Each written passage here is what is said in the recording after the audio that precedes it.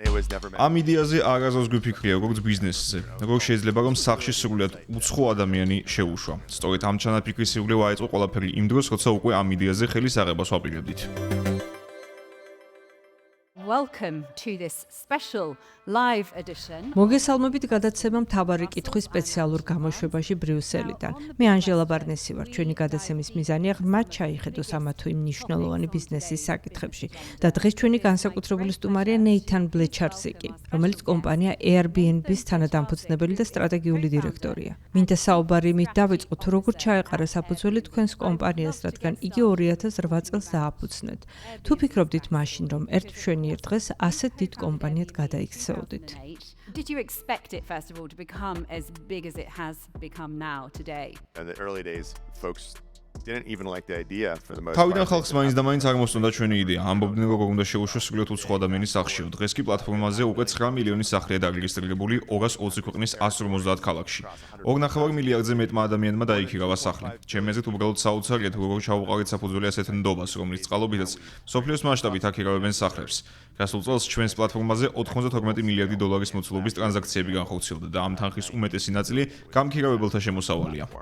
and the majority of that income went to the individuals hosting their homes.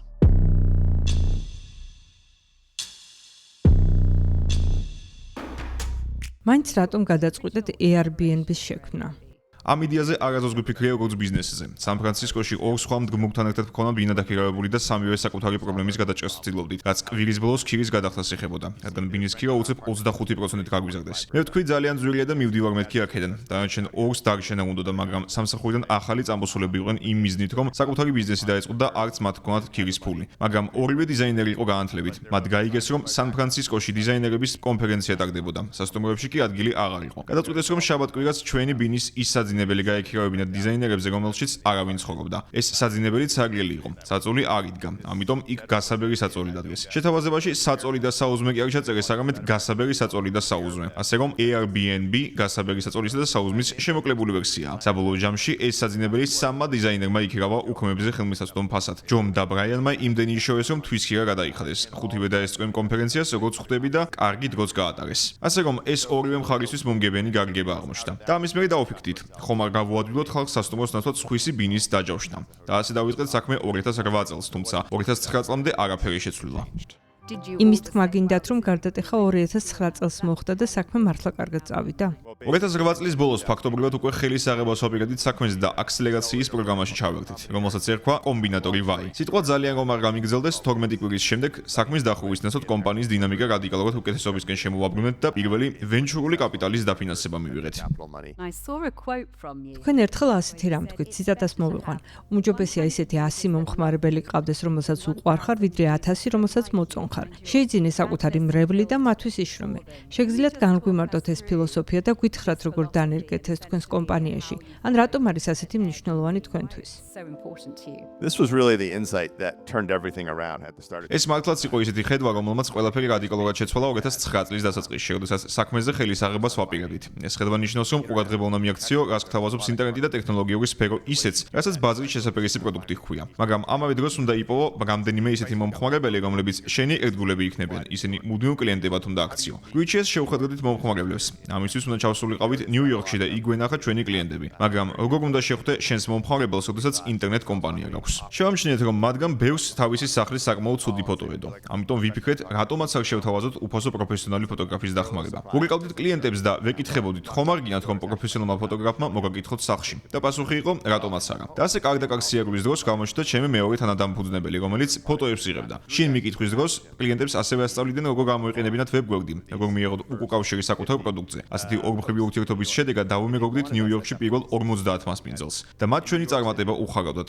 ნიუ-იორკში ჰქონდა ბინების შესანიშნავი ფოტოებითა და ფასებით. მათი პატრონები ვთქვათ, პარიზიდან ჩამოსულ კლიენტს ბინას $500 აძლევდნენ. მერე ეს ხალხი უკვე მეგობრებში აუცილებდა ამბავს და ახლა ისინი შემოდიოდნენ პლატფორმაზე. ხედავდნენ, რომ ჩვენს ვებ-გვერდზე მაღალი სტანდარტი იყო ფოტოების კუთხით და ეტყობოდა, რომ ხალხი მცდელობას არ აკლებდა. ახლებიც მათ ბაძავდნენ და ეს ყველაფერი უკვე კონვეიერივით ამუშავდა და საქმე წინ წავიდა. And after there, that it started growing. როგორც ვნახეთ, ზოგიერთ ქალაქში ბინის მოკლევადიან გაქირავებაზე ძალიან მკაცრი შეზღუდვები დააწესეს. ეს უარყოფითად ხომ არ აისახა თქვენს ბიზნესზე? Your business.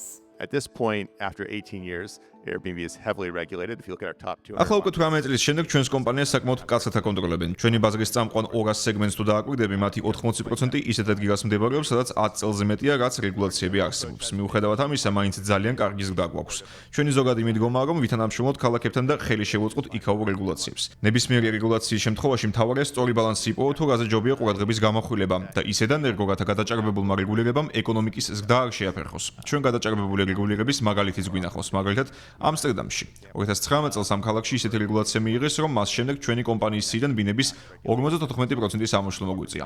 ამ რეგულაციის მიზეზი ბინის მაღალი ფასები გახდა, მაგრამ შედეგად მომდევნო 5 წლის განმავლობაში მიუხედავად იმისა, რომ ჩვენი სია ფაქტობრივად განახერხდა, ამსტერდამში ბინის ფასი მაინც მესამედით გაიზრდა. შესაბამისად, ამ რეგულაციის შედეგად ბინის ფასმა სულაც არ დაიკლო. როგორც ნახეთ, ზოგიერთი ქალაქის მესვეუნი მიხვდნენ ამას და უკან დაიხიეს. მაგალითად, ედინბურგში ზუსტად იმავენაირად გადააჭარბეს რეგულაციის კუთხით. ნახეს, რომ შედეგი არ მოიტანა და გააუქმეს რეგულაციების ნაწილი. იგივე მოხდა ლისაბონშიც. housing prices and then pulled back some of the regulations. Same in რა სიტყვით პოლიტიკაზე პასუხისმგებელ პირებს რა დადებითი გავლენის მოხდენა შეუძლიათ თქვენი კომპანიის მომხმარებლებს ადგილობრივ საზოგადოებაზე? tourism in general is a huge driver of the economy generally and local economies. ზოგადად ტურიზმი ეკონომიკის, მათ შორის რეგიონული ეკონომიკის ძლიერი მამოძრავებელი ფაქტორია. ევროკავშირში მთლიან შიდა პროდუქტში Airbnb-ს წილი 159 მილიარდი ევროა და 2 მილიონ 100,000 დასაქმებულია. რა თქმა უნდა, ტურიზმი მხოლოდ ერთ ადგილას რომ განვითარდეს, ამას ნამდვილად მოყვება გადახურება, მაგრამ ჩვენი კომპანიის ერთ-ერთი განსაკუთრებული მიდგომა ის არის, რომ გადავანაწილოთ ტურისტული მიმართულებები. ჩვენი ბინები მხოლოდ ქალაქის ცენტრში არ არის თავმოყრილი. ისინი მთელ ქალაქსა და ქვეყანაში მიმოფანტული თუ გადახედავთ ჩვენს ბიზნესს ევროპაში. დაჯავშნილი ბინების 60% ქალაქზე კი არ მოდის, არამედ სოფელზე. პატარა ქალაქებში საერთოდ არ არის სასტუმრო და განსათავსებელი სივრცე, რის გამოც იქ ტურიზმი ვერ ვითარდებოდა. ახლა კი ტურისტებს შეუძლიათ იქ ჩასვლა და უფრო კარგი მომსახურების მიღება. პატარა ქალაქებში სიხარულით მასპინძლობენ. Local, more authentic experiences, and these small towns are eager for it. რა არის თქვენი კომპანიის ისტორიაში ისეთი, რაც ყველაზე მეტად გეამაყებათ? I think in general what I'm most proud of is empowering people economically, but a specific moment that I'm ყველაზე მეტად ის მიამაყება, რომ ხალხს ეკონომიკური მდგომარეობის გაუმჯობესების საშუალებას ვაძლევთ, თუმცა განსაკუთრებულად მიამაყება ისიც, რომ ძალიან გონივრულად მოვახერხეთ ჩვენი პლატფორმის გამოყენება. როცა სტიქიური უბედურების ან სხვა გასაჭირის გამო იძულებეთ გადადგილებული ადამიანების განთავსება შევძლებთ. როცა უკრაინაში ომი დაიწყო, ჩვენი კომპანიის მასპინძლებმა საკუთარი სახლის კარი გაუღეს ლტოლვილებს, რაც დონორებმა დააფინანსებს. და შედეგად 18 თვის განმავლობაში ჩვენმა გამქირავებლებმა 140,000 უკრაინელი ლტოლვილი შეიფარეს მთელი მსოფლიოს მასშტაბით. ასეთი რამ ადრე შესაძლებელი არ იყო. არ არსებობდა ამისთვის საჭირო ინფრასტრუქტურა, მაგრამ ჩვენ საზოგადოება დავაგაზმეთ და ჩამოვაყალიბეთ თემი, რომელიც გასაჭირის ჟამს დაეხმარა, ვისაც სჭირდებოდა. But we've crowdsourced and made a community, and in times of need, the community has really stepped up. დიდი მადლობა ნეითან, რომ გადაცემაში მობრძანდით. დიდი მადლობა. Thank Arapris. you very much.